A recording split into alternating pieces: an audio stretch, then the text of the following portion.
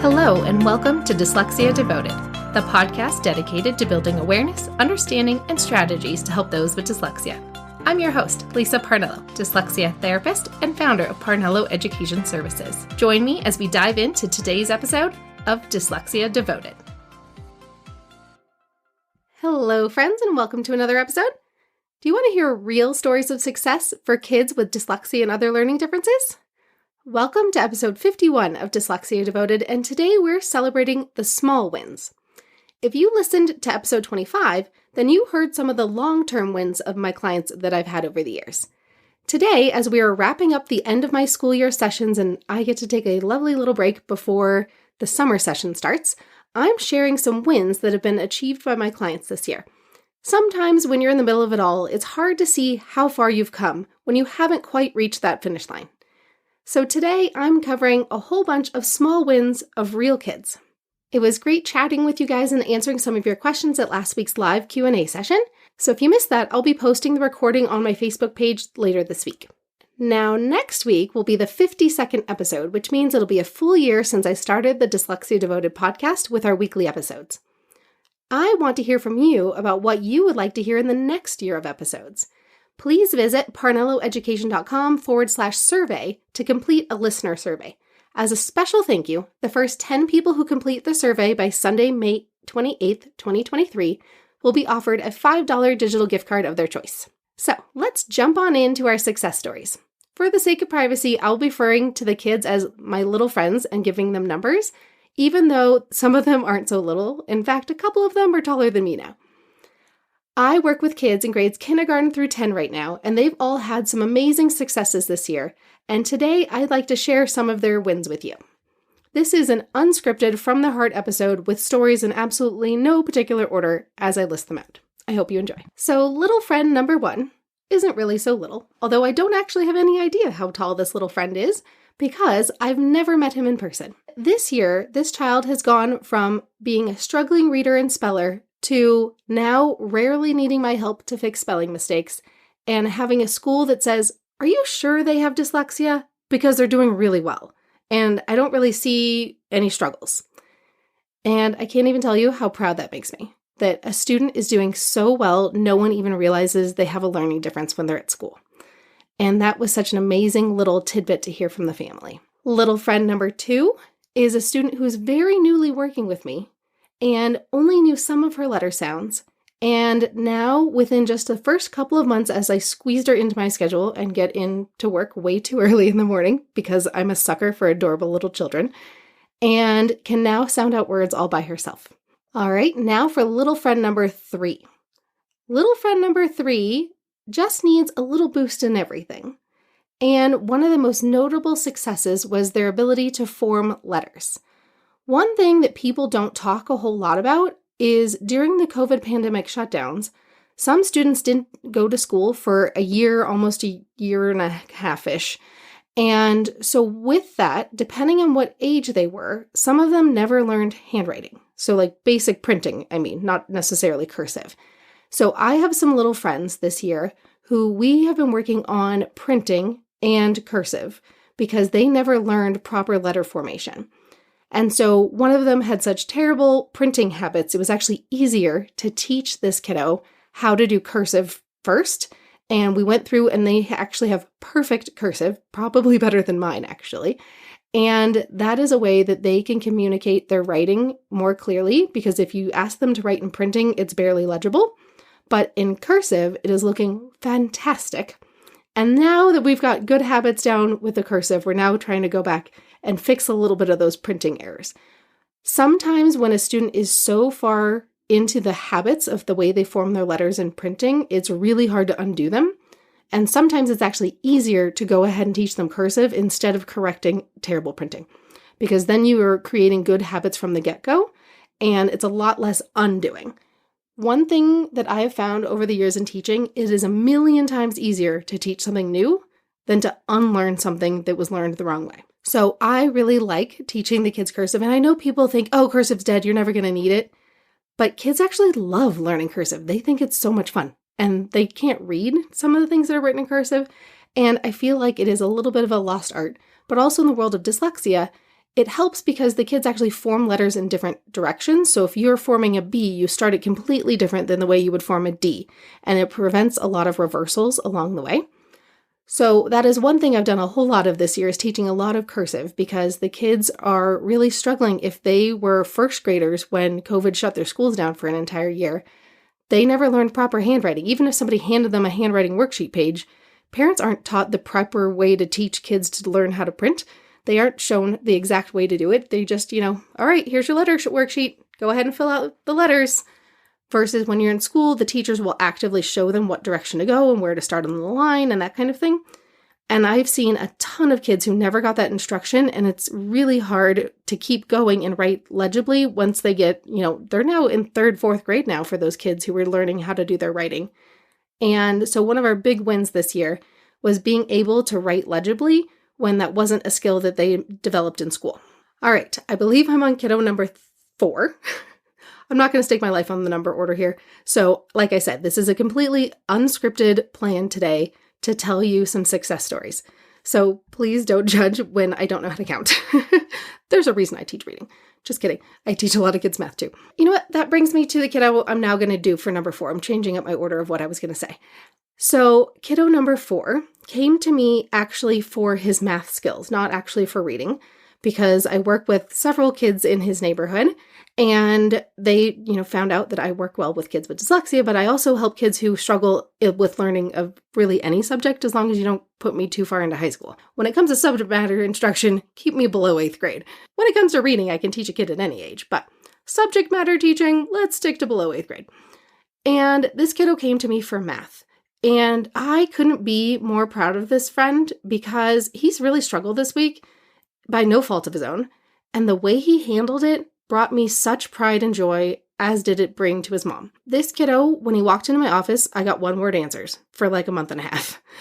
So we got through the math, he did it, he understood it, and we built up his skills. There were far less struggles, but he would always beat himself up every time he made a mistake. He was really hard on himself, like close to tears every time he made a mistake.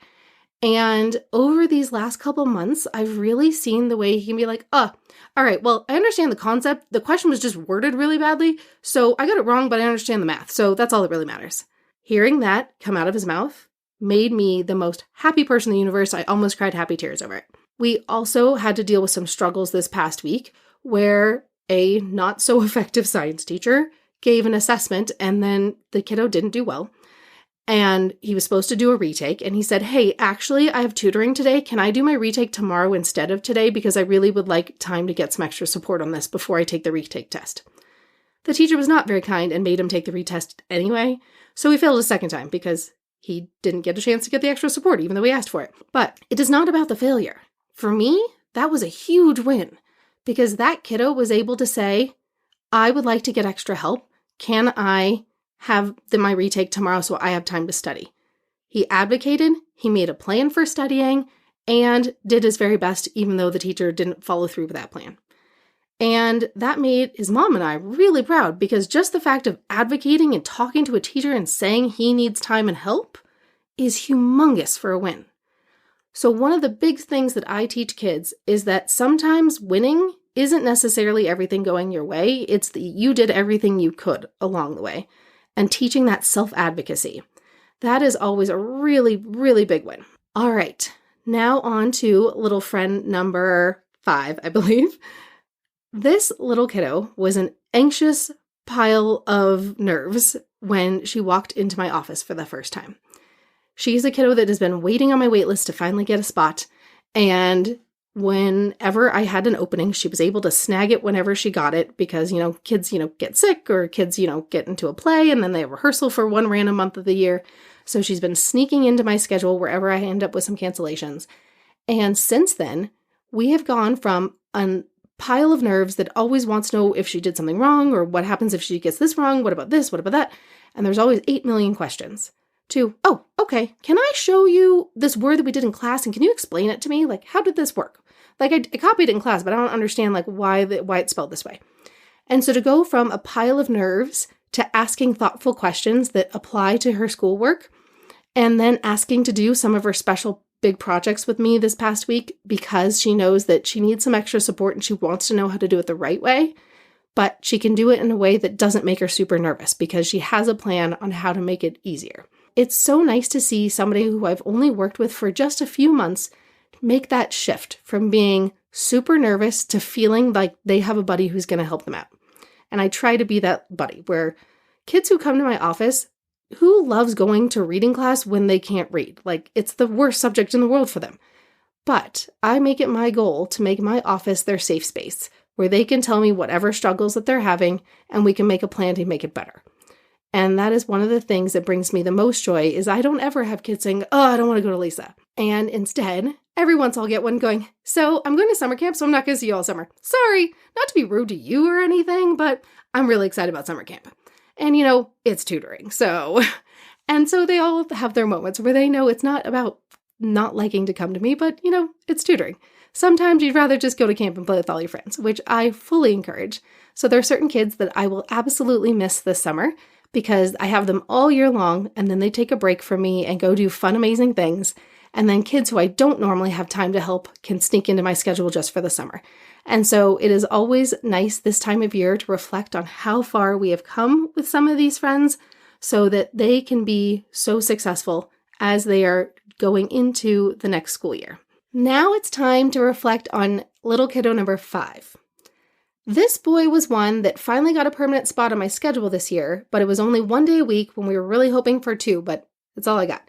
Kids don't leave me very often, which is a funny problem to have. And so when it comes to me taking on new clients, it's always a struggle to try to figure out how much time I can take them because my schedule is just so full. We went from the beginning of this year not sure that 1 day a week was going to be enough to me seeing just how much progress he's making and the school actually saying, maybe he doesn't need any more decoding work, meaning learning how to sound out the words, and maybe we should just focus on comprehension. And while I completely disagreed with that, we need to do both. You can't just stop teaching kids how to sound out words just because they know a lot of patterns. That doesn't mean we just stop if you've only learned half of them. So we're going to keep going in decoding, but we're also building in some comprehension instruction. So that was some really nice feedback to hear from the mom this spring as we were consulting and deciding how we should work on it. This little kiddo is a very fluent reader now. His spelling is doing phenomenal. We also taught him some cursive, which he enjoyed learning how to do. And now we're shifting into things like math. And so it's really great when we see the kids achieve their small goals so that we can adjust our goals and make new plans of attack. So whenever I have a kiddo and I take them on, a lot of times we have a main reason they come to me, but then as we start working together, a lot of times there ends up being something else that pops up that is really a struggle. So a kid would come to me for reading, but then suddenly they're struggling in math class too, which is actually not that uncommon. A lot of times kids with dyslexia struggle with learning the order of procedures. So like if you have to do subtraction with regrouping, there's a lot of steps to that and you have to remember the order. So a lot of what I do is teaching the concept of why do we do it in that order and what is the purpose and showing them that hands-on experience of what math looks like. And then they can apply the strategy and remember the order that they have to do everything in. And so dyslexia often affects their ability to do rapid recall of math facts. So they might struggle to memorize their math facts, even if they have a basic understanding of what's happening. They may not quickly be able to get to the answer. So a lot of times when the kids come to me for reading and spelling, we also end up working on other stuff too. This little kiddo now makes a game out of trying to beat his score on a math game that I have him play with me in the last couple of minutes of our session every week. And he's getting better and better at his math facts. And so it's so nice to see these little wins along the way, because a lot of times when we have a student making progress, it's hard to feel like they're making progress because you see that gap widening sometimes with the other people in their class. Well, now he can do this, but now his class is already moved on to that. But we have to remember not to compare kids to other kids. We have to compare them to themselves. What was the thing they were struggling with in the fall, and now they're a total rock star at now that we're in the spring? So I've had a lot of kids who are struggling in a lot of ways, both social and emotionally and academically in the fall. And as we're wrapping up this school year, it is amazing to see the joy and pride on their faces of like, oh, I can do this. Or a kiddo who says, can I have a reading break when they're in the middle of math practice? A kiddo who couldn't read actually asking for a reading break. And I had one little boy this week who told me, yeah, I actually sneak and read books in my bed at night when I'm supposed to go to bed. To have a first grader with dyslexia tell me he's sneaking books in bed at night when he should be sleeping makes me an unbelievably happy educator. And this student was about to be asked to leave their school to go find a school for dyslexia because he was struggling so much at the beginning of the year. To be able to have him go from being asked to, you should probably find a different school for next year, to actually, he's doing really great. Let's just keep him right where he's at. Let's keep doing that morning tutoring before school and let him come to school, a couple minutes late if he needs to. And he's actually doing really great. So whatever you're doing, keep it up, and he can stay at the school because he's doing really well now.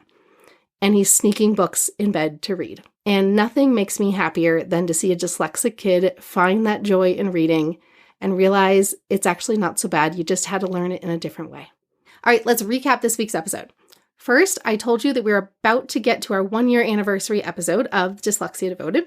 And I would love if you fill out the listener survey. So if you go to parnelloeducation.com/survey by May 28th, and if you're one of the first 10 people, you will also get your choice of a $5 digital gift card. And then I told you some success stories that I hope you enjoyed listening to, and remembering that those small wins really make a difference. And sometimes it's important to take a moment just to look and see where you started. And in fact, my students actually often have a notebook of some of their written work in my office, and they will go back and look and see what their first day looked like. And then they see what they can do now. And sometimes that alone is a massive motivator for them to see that all their hard work is paying off. They're like, what do you mean I couldn't do a 3-letter word? Those are so easy. Well, they weren't easy 6 months ago, bud. I really hope that you join me next week for episode 52 of the 1-year anniversary of Dyslexia Devoted. Thank you so much for listening. I'll see you next time.